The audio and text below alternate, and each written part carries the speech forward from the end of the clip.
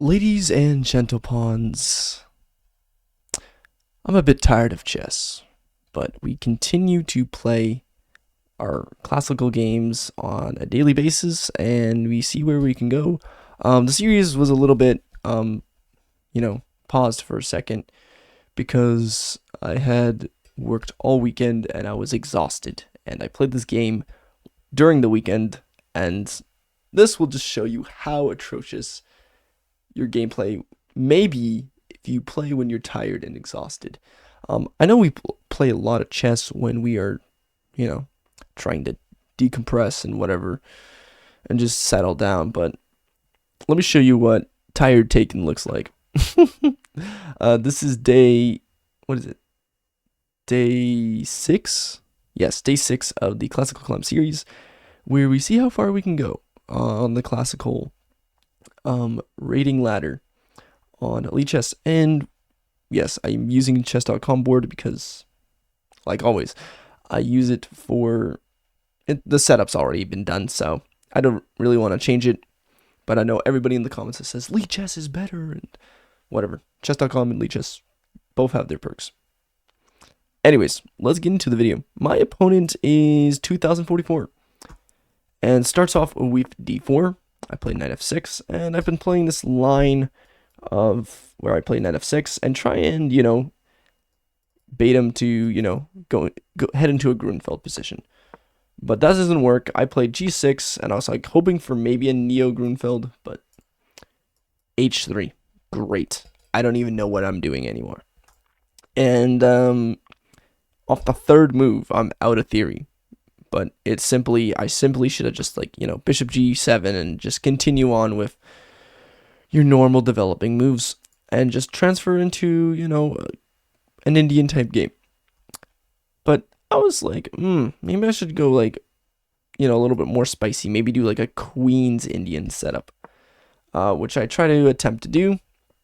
I played that, and then, bishop to g7, and then d5, and then castles, and we're in a good position. 8 moves in. Until I start to get a little bit too creative and play knight to a6. And this is a terrible move. Because then it just allows his knight to just walk in and gives himself lots of opportunities, to play like h4 as well and just strike with this and just ruin my life. He walks in, then he plays c5, or I play c5, and then he plays h4, and he's in great shape. And I want to bring this rook in, and takes, and that's what I should have done, but I don't know what I was doing, and I played c4. And the reason why c4 is bad is because now we can just walk back, and this pawn is a permanent weakness.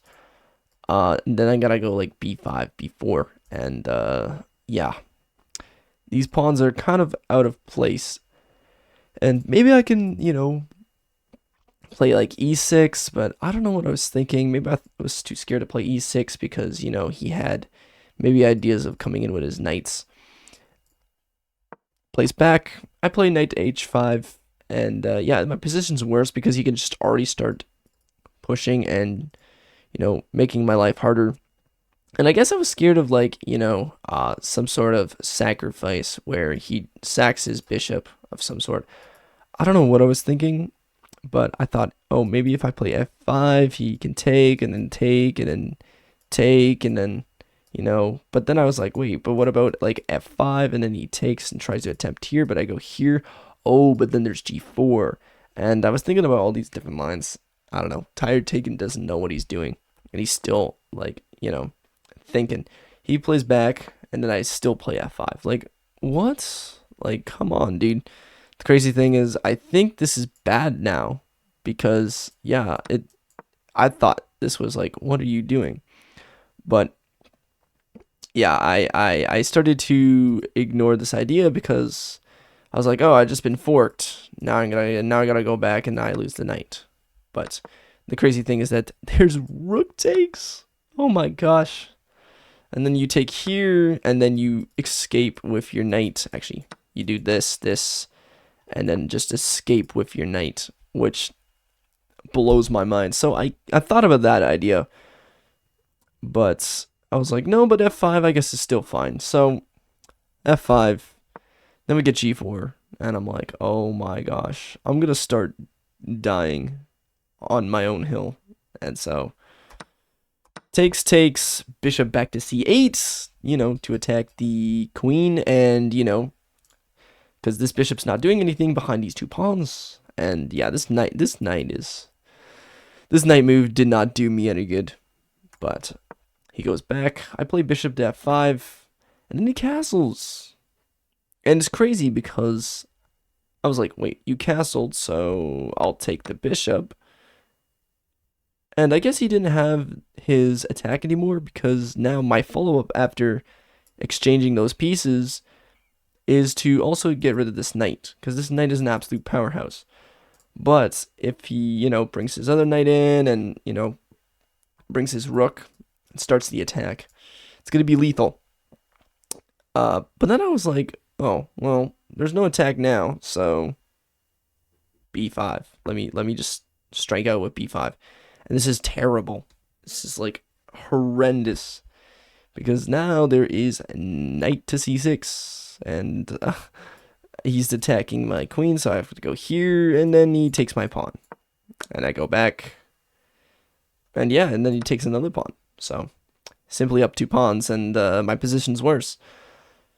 But he doesn't see that, and he plays a rook d to g1, and I was kind of confused. I was like, why would you just like sandwich all your pieces in? Like, okay, you have an attack, but is it that strong? Like, I didn't know. And I actually played the best move, which is rook to f6, defending this weak pawn, because I was thinking he should have just played h to g1 with the rook. But yeah, I played this to protect this weak pawn, because he has some sacrifices. I mean, knight g6 is what he's threatening after it takes. Then he had queen here. This knight would be hanging. This bishop would be like defenseless. So yeah, rook to f6. And he actually plays knight to f3, and I thought this was totally fine. Or, sorry, knight d to f3. I need to start, using my quotations right, so I'm not making mistakes. And the reason why this is bad is because there's the nice breakout move b4. And I kind of underestimated. I was thinking, oh, well, his king side is weak. Let's just go ahead and bring our queen into it first, and then strike with b4. Because I thought, okay, well, if I go here, then he's got to deal with this pawn. He's got to go here, right? And then I was like, okay, I'll give a check. And then where is he going to go? Run here. And then I was going to try and infiltrate this way and just take baby steps towards, his position. He plays this, I give a check, and then I play rook to b6, because I was like, okay, I want to still strike out with this b4 maneuver. But the thing about this rook move is that it now is a target. And when it's a target, it's not any better. The crazy thing is that there is this weird move that I would never ever experience like anyone playing, and that's like knight here, which blows my mind now, because you can't take here, because then he's got knight e5 and he does the same thing. I mean, this is atrocious stuff. I mean, yeah, but he doesn't play that, and he plays knight to d7, which is just as good because it attacks the rook. And then I went back, and guess what happened? This is now weak, and continues to be weak. And now he's got like moves like here. He's got moves like here, protecting this. It's ugly. It's ugly. And look at these. I have 4 major pieces trying to attack, but I have 2 defenders, like 2 main pieces defending, and he's got 1, 2, 3, 4, 5, 6 pieces against 2. I mean, Tired Taken was not him, bro. And yeah, he plays knight here first, which is totally reasonable, protecting the knight. And then I try breaking out, and this is mate in 6. And the reason why it's mate in 6 is because this d5 pawn is hanging and gone. Yeah. And queen takes. I have to forcefully go back here. Knight check. Knight check. And then also the amazing tactical idea of Smother's mate. Queen sacrifice. And mate. Yes, and I was utterly humiliated because my plan wasn't fully set into place and all my moves were really slow. And I mean, I completely forgot about, how many pieces he had compared to how many defenders. And this pawn structure ain't going nowhere. I was trying to break out, trying to start my own attack, but just too slow. Just too slow, too easy for him to get in. And yeah, this was a little bit tragic for me. What did I go down to? Like 1940 with this game. But it is what it is. Can't really do much about it. And you just move on. And yeah, I just need to get a little bit more rest and just continue on with just figuring out what my plans are, what my ideas are, and just keep going. Don't give up. There's going to be tough games. Just move on. We all have our days. And yeah, this was one of them. But yeah, let's actually look at the game review. I think y'all are going to laugh at me for this.